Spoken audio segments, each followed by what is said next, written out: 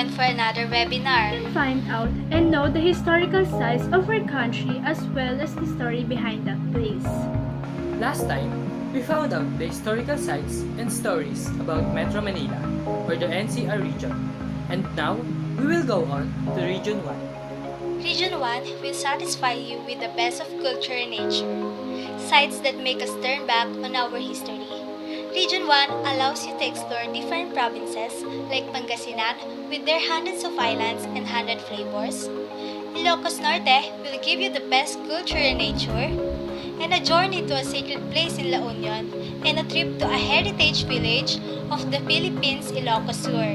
Just like last time, our speaker will first discuss the history of the region, then after that, we will have a Q&A portion. And now, I will introduce our speaker for today to get to know more and explore the history of Region 1. She is a student of University of Caloocan City, taking a Bachelor of Technology and Livelihood Education, major in Home Economics. Please welcome Ms. Hannah Dieza Militaro. Thank you, Mr. Jamal. Now let's explore Region 1. Region 1 is referred to as the Ilocos region mainly because it is home to a majority of Ilocanos and the seat of Ilocano culture, heritage, and language. There are two distinct versions as to where the word Ilocos originated. In Isabela's Historia de Ilocos, he said that it evolved from the word Ilog, or river. Ilocos means people in the river, very much like Tagalog, which referred to the early settlers living along river banks.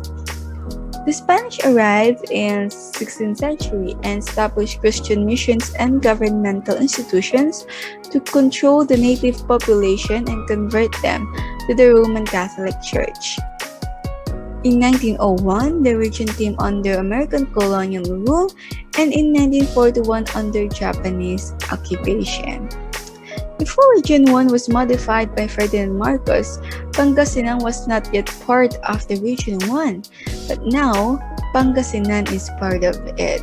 Region 1 is composed of 4 provinces: Ilocos Sur, Ilocos Norte, La Union, and lastly Pangasinan.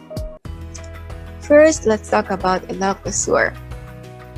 It thrives not only as a prime tourist spot, the province is also a booming agriculture and manufacturing sector, thanks in large part of a rich landscape surrounded by mountains and the sea, and a skilled artistic local workforce. For both locals and visitors, Ilocos Sur relives the past through monuments, museums, Hispanic towns, and agricultural relics, with a vegan city in the front line. Ilocos Sur offers a vivid glimpse of a Philippine history, with every town and every corner of the province holding a small piece of the past. Next is Ilocos Norte.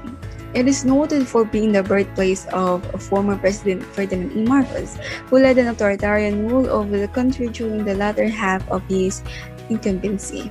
Ilocos Norte is also known as a northern tourist destination, being the location of Fort Ilocandia, an upper-class hotel and beach resort famous among expatriates and pagudpod. Another place is La Union.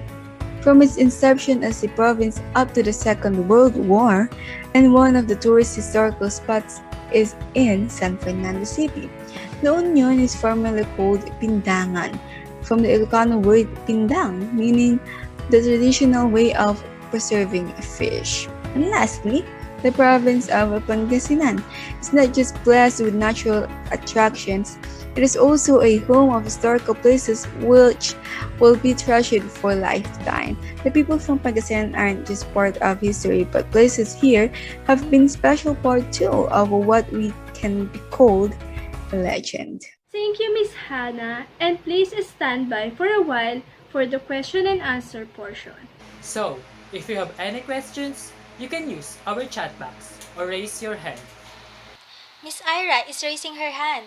Yes, Miss Ira, you may unmute your microphone. Thank you, Miss. I would like to ask what historical places you can suggest that are famous or compact in knowledge that can be obtained when we go to that place. Thank you in advance. Thank you, Miss Ira, and I would suggest to Miss Ira this tourist or historical destination found in Ilocos Norte, which is the Cape Buhiador Lighthouse located in Burgos, Ilocos Norte.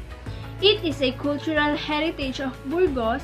Aside from the towering lighthouse, it also showcases some antiques, photo maps, and other memorabilia. A stunning location with incredible views but a lot of stairs to walk up. The views are worth the effort to get there. Little exhibits and historical rooms describe how the lighthouse came about. You can get drinks and other souvenirs at the bottom where the buses park. I also have an idea to suggest Miss Ira. But now, this place will be in La Union. It is one from different stunning places in La Union. A 400-year-old watchtower facing the West Philippine Sea, built during the Spanish period, a 5.6-meter high made by reddish bricks structures. Located at the town of Luna, La Union, formerly called na Macbacan, and now named after one of the town's famous sons, General Antonio Luna and Juan Luna. It is the home of one of the historical landmarks that denote La Union's rich history.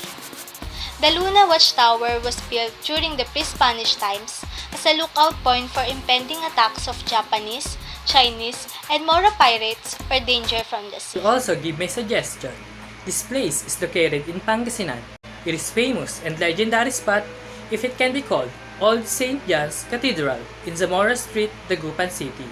This is where the Spanish general surrendered to the Filipino revolutionaries, to General Francisco Macabulos. For us to give answers in our questions, again, may I call Miss Hannah to provide us more ideas and suggestions. Thank you, Miss Jessica and Miss Ira. I can suggest itong mga tourist spot na ito ay hitik sa mga historical story. In Ilocos Sur, I can suggest Vegan City because vegan was an important coastal trading post in pre-colonial times. Long before the Spanish galleons came, Chinese junks sailed from the South China Sea to Isla de Bican through the Mestizo River. Seafaring merchants came to barter exotic goods from Asian kingdoms in exchange for gold, beeswax, and other mountain products from the Cordilleras. The Ilocos region is one of the most beautiful places in the Philippines that is both full of magnificent natural beauty and rich preserved colonial-era cultural sites. It is home to two UNESCO World Heritage Sites like Vegan City in Ilocos Sur and Pauay Church in Ilocos Norte. The Pauay Church was founded by Augustine missionaries in 1593 and was a labor of love over time. And in the face of earthquakes and other disasters, its scars made it more beautiful and worth visiting. Because of San Agustin Church, Pauay's historical and artistic significance, seeing it in person in Pauay, Ilocos Norte, you'd think it's like straight out of postcard. The sky above the church is often the deep cerulean, making it a photographer's haven. Next is, if you want to go to La Union, what I'm going to suggest is Pindangan Ruins. It is sacredly and holy, and it's an old Catholic church, knowing that it is 253 years old for it was built by the frailes or the Spanish priest in 1764. During the Spanish times when Catholicism was greatly introduced in the Philippines, it was where most people used to attend Mass consistently as the locals slowly learned and embraced their religion. That is why they called it Pindangan Ruins, because in 1892, the church was damaged by an earthquake and left it in ruins. My last suggestion will be Pangasinan historical place called Lingayen Gulf. It is near to the provincial capital. This had been one of the landing areas of the American forces way back in War 9, 1945. This resulted then into Northern Luzon liberalization. And that's all. I hope nasagot ko ang katanungan ni Miss Ira. For the last, thank you so much po sa lahat na nag-participate, nakikooperate at nanood sa ating FB Live for today. At lalong-lalo na sa ating kagalang-galang na Miss Speaker for today na si Miss Hannah Militar. Thank you so much po and thank you for watching!